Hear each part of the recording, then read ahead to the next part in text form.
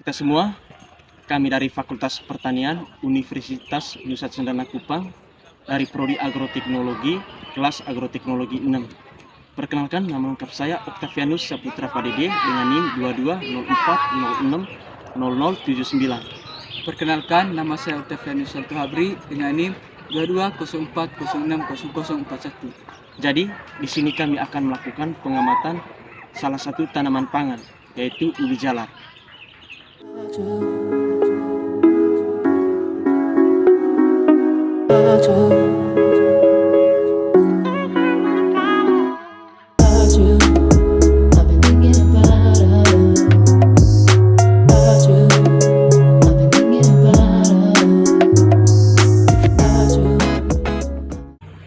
Baik, setelah kami mengamati tentang tanaman ubi jalar, kami menemukan beberapa jenis hama seperti kutu ubi jalar, kepik atau kembang, dan juga belalang. Untuk gulmanya, kami menemukan gulma yang mengganggu tanaman seperti rumput teki dan rumput pakcong. Untuk penyakitnya di sini terdapat penyakit kuning pada daun ubi jalar. Jadi tujuan kami mengamati tanaman ubi jalar itu untuk mengidentifikasikan jenis-jenis hama, gulma, dan penyakit yang di sekitar tanaman ubi jalar. Dari hasil pengamatan kami menemukan hama di sekitar tanaman ubi jalar. Yang pertama itu kutu ubi jalar atau Pisomerus grossipes. Ciri-ciri dari hama kutu ubi jalar itu, yang pertama bentuk tubuh. Pisomerus grossipes memiliki bentuk tubuh yang mirip dengan belalang, dengan kepala yang kecil dan badan yang panjang dan ramping. Bagian belakang tubuhnya memiliki 2 ekor panjang yang menyerupai semut yang memberikan nama umumnya. Warna, serangga ini memiliki warna tubuh yang beragam, biasanya bervariasi antara coklat, hijau, atau kombinasi keduanya. Pola dan warna tubuhnya dapat berbeda-beda tergantung pada individu dan spesiesnya.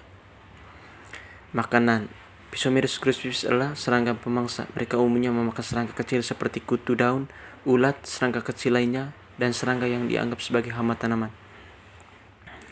Habitat Pisomerus grossipes biasanya ditemukan di daerah yang hangat dan lembab seperti padang rumput, hutan, dan daerah pertanian. Manfaat dan kerugian, Pisomerus grossipes dapat dianggap bermanfaat karena mereka memakan serangga-serangga hama yang dapat merusak tanaman. Namun, jika populasi mereka tumbuh terlalu banyak, mereka juga dapat menjadi hama bagi beberapa tanaman. Kerusakan yang disebabkan oleh kutu ubi jalar itu pada tanaman ubi jalar itu, yang pertama itu penghisapan getah tanaman. Serangga ini menghisap getah dari daun tanaman ubi jalar yang dapat mengakibatkan kerusakan pada jaringan tanaman dan menurunkan produksi tanaman. Yaitu yang kedua, pengeringan daun. Serangga ini dapat menyebabkan daun tanaman ubi jalar mengering dan mati. Jika serangga ini menyerang daun-daun muda yang baru tumbuh, tanaman dapat kehilangan kemampuan untuk melakukan fotosintesis dengan efisien. Yang kedua, kepik atau kumbang. Ciri-ciri dari hama kepik atau kumbang, yang pertama itu bentuk tubuh. Kepik atau kumbang memiliki bentuk tubuh yang keras dan dilapisi oleh exoskeleton yang biasanya berwarna coklat, hitam, atau kehijauan. Mereka memiliki 3 bagian tubuh utama, yaitu kepala, dada, dan perut. Sayap. Kepik atau kumbang umumnya memiliki 2 pasang sayap yang transparan. Sayap depan biasanya lebih keras dan berfungsi melindungi sayap belakang yang lebih tipis dan rapuh. Beberapa spesies kumbang tidak memiliki sayap dan hanya memiliki penutup sayap yang keras. Siklus hidup kepik atau kumbang mengalami metamorfosis sempurna, yang berarti mereka tidak melewati tahap telur, larva, pupa, dan imago atau dewasa. Tahap larva adalah tahap di mana hama ini paling aktif merusak tanaman atau bahan organik. Kebiasaan makan, hama kepik atau kumbang memiliki kebiasaan makan yang bervariasi. Beberapa spesies memakan daun tanaman, serbuk sari, atau bahkan organik yang membusuk. Sementara yang lain memakan kayu, biji-bijian, atau sumber makanan lainnya. Kerusakan pada tanaman ubi jalar yang disebabkan oleh kepik atau kumbang. Yang pertama itu penggerek batang. Kumbang penggerek batang seringkali membuat lubang di batang tanaman ubi jalar. Mereka menggali lorong-lorong di dalam batang yang menyebabkan kerusakan struktural pada tanaman. Hal ini dapat menghambat aliran nutrisi dari air ke bagian atas tanaman, yang pada gilirannya dapat menyebabkan tanaman menjadi layu atau mati. Serangan daun, beberapa jenis kepik atau kumbang dapat merusak atau tanaman ubi jalar dengan cara mengunyah bagian daun atau menyebabkan bercak-bercak kuning dan keriting pada daun. Serangan yang parah dapat mengurangi luas permukaan daun yang berfungsi dalam fotosintesis, yang pada akhirnya akan mempengaruhi pertumbuhan dan hasil tanaman. Penyebab penyakit, selain merusak secara langsung, kepik atau kumbang juga dapat menjadi vektor penyebaran penyakit pada tanaman ubi jalar. Yang ketiga itu hama belalang atau Caelifera. Ciri-ciri dari hama belalang, yang pertama itu bentuk dan ukuran tubuh. Belalang memiliki tubuh yang ramping dan memanjang, dengan panjang sekitar 1 sampai hingga 5 cm. Mereka memiliki 2 pasang sayap yang tipis dan transparan. Warna belalang biasanya memiliki warna hijau atau coklat yang dapat membantu mereka menyesuaikan diri dengan lingkungan sekitar. Mulut, hama belalang memiliki mulut penggigit yang memungkinkan mereka untuk memakan daun, batang tanaman, dan bagian-bagian tumbuh lainnya. Siklus hidup, belalang mengalami siklus hidup yang melibatkan tahap telur, nimfa, dan dewasa.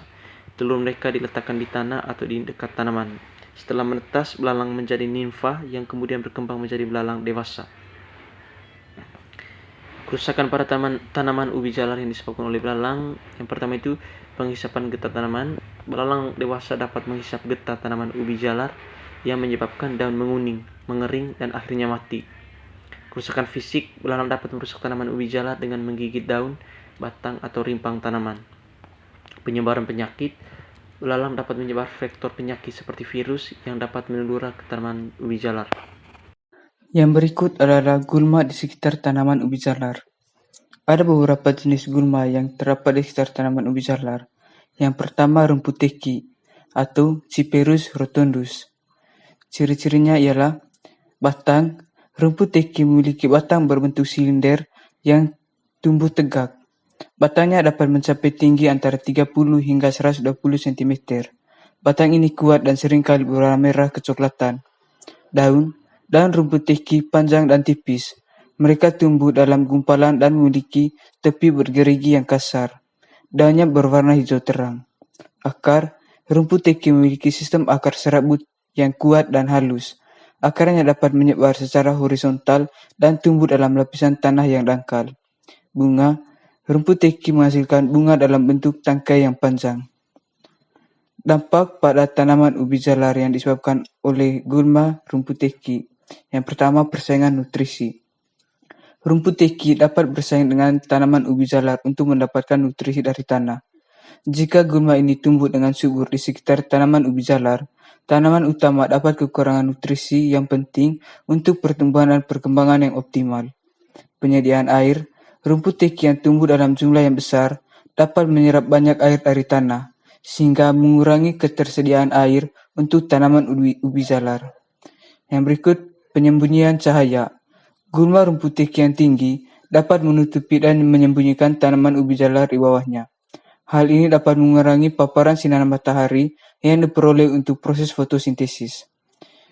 Yang terakhir, penyakit dan hama. Rumput teki yang tumbuh di sekitar tanaman ubi jalar dapat menjadi tempat berkembang biak bagi penyakit dan hama.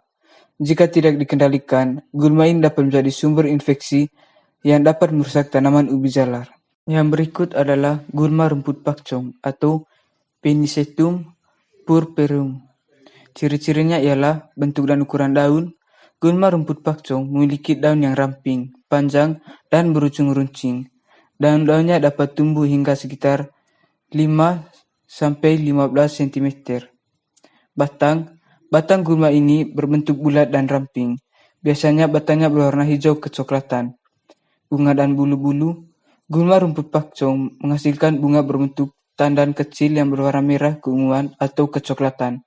Tanda bunga ini dihiasi oleh bulu-bulu halus yang tampak menyolok. Pertumbuhan cepat. Gulma rumput pakcong tumbuh dengan cepat dan dapat menyebar dengan mudah. Hal ini membuatnya menjadi masalah dalam lingkungan pertanian atau kebun. Dampak pada tanaman ubi jalar yang disebabkan oleh gulma rumput teki. Yang pertama, persaingan nutrisi. Gulma rumput pakcong dapat bersaing dengan tanaman ubi jalar untuk mendapatkan nutrisi dari tanah. Gulma yang tumbuh dengan cepat dan dalam jumlah yang banyak dapat merampas nutrisi yang seharusnya tersedia untuk ubi jalar. sehingga mengakibatkan pertumbuhan ubi jalar yang terhambat atau tidak optimal. Yang berikut penyempitan ruang tumbuh. Gulma rumput pakcong dapat tumbuh dengan sangat rapat dan menghasilkan rumpunan yang padat. Hal ini dapat menyebabkan penyempitan ruang tumbuh bagi tanaman ubi jalar yang dapat menghambat perkembangan sistem akar dan menyebabkan pertumbuhan ubi jalar yang tidak seragam. Penyediaan sinar matahari yang terbatas. Jika gulma rumput pakcong tumbuh dengan tinggi yang signifikan, dapat menghalangi sinar matahari mencapai tanaman ubi jalar yang berada di bawahnya. Yang berikut penyakit dan hama. Gulma rumput pakcong dapat menjadi tempat persembunyian bagi hama dan penyakit tanaman. Kehadiran gulma tersebut dapat memperburuk investasi hama dan penyakit pada tanaman ubi jalar, karena hama dan patogen dapat berkembang biak di antara gulma tersebut dan menyebar ke tanaman utama. Baik, yang berikut ialah penyakit pada tanaman ubi jalar. Dari hasil pengamatan kami menemukan 2 penyakit pada tanaman ubi jalar. Yang pertama, penyakit kuning daun. Penyebabnya, kekurangan nutrisi. Jika tanaman ubi jalar tidak mendapatkan nutrisi yang cukup, terutama nutrisi nitrogen, besi atau magnesium, daun-daunnya dapat berubah menjadi kuning. Kelebihan pupuk nitrogen juga dapat menyebabkan kuning daun pada ubi jalar. Yang kedua, penyiraman berlebihan. Ubi jalar membutuhkan drainase yang baik dan tidak menyukai kondisi tanah yang terlalu lembab. Jika tanaman terlalu sering disiram atau terlalu banyak air yang mengenangi di sekitar akar ubi jalar bisa membusuk dan menyebabkan kuningnya daun-daunnya. Yang ketiga, serangan hama atau penyakit. Beberapa hama dan penyakit dapat menyebabkan kuning daun pada ubi jalar. Contohnya serangan kutu daun atau serangan lainnya seperti ulat bisa merusak daun dan menyebabkan perubahan warna menjadi kuning. Yang berikut faktor lingkungan. Terlalu banyak paparan sinar matahari langsung, terutama pada daun yang muda, dapat menyebabkan daun ubi jalar menjadi kuning. Suhu yang terlalu tinggi atau terlalu rendah juga dapat mempengaruhi kesehatan tanaman dan mengakibatkan kuning daun. Yang berikut adalah penyakit lubang pada daun. Beberapa penyebab yang menyebabkan penyakit lubang pada daun ialah serangan serangga. Serangga seperti ulat daun atau ulat gerayak seringkali menjadi penyebab lubang pada daun ubi jalar. Ulat ini mengunyah daun dan meninggalkan lubang-lubang kecil saat mereka makan. Yang berikut penyakit jamur.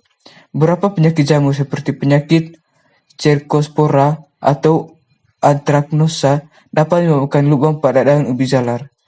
Jamur biasanya menginfeksi daun dan menyebabkan kerusakan yang berupa bercak-bercak berwarna coklat atau hitam. Yang berikut kekurangan nutrisi. Kekurangan nutrisi tertentu dalam tanah dapat menyebabkan lubang pada daun ubi jalar. Misalnya kekurangan unsur nitrogen atau magnesium dapat menyebabkan daun menjadi rapuh dan rentan terhadap kerusakan fisik yang dapat menghasilkan lubang.